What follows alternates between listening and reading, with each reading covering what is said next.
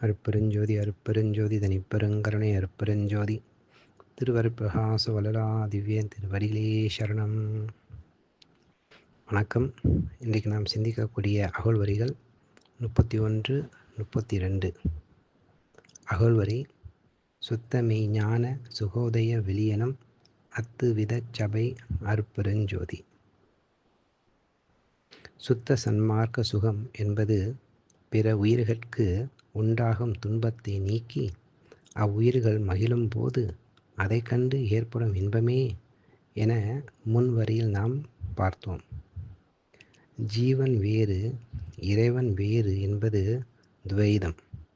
ஒவ்வொரு ஜீவனும் இறைவனை அடைய முயற்சி செய்து இறைவனுடன் இரண்டர கலக்கப் பெறும் நிலை அத்வைதம் எனப்படும். துவைதமாயிருந்தால் அத்வைதம் தானே ஆகும் என்று வள்ளலார் கூறுகின்றார். அந்த அத்வைத நிலை அடைகின்ற போது தோன்றுகின்ற சுகம் வளரும் தன்மை உடைய பேரின்பமாதலால் சுக உதயம் எனப்பட்டது. இரண்டற்ற நிலை அனுபவம்தான் மெய்ஞானம் அளிப்பது. இந்த பேரின்பத்தை அளிக்கும் அத்வைத அனுபவ சபையாகிய சிற்சபையில் விளங்கும் அருட்பெருஞ்சோதி.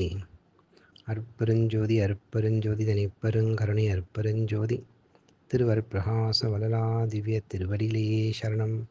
ராமலிங்கா அபயம் ராமலிங்கா அபயம் ராமலிங்கா அபயம் அபயம்.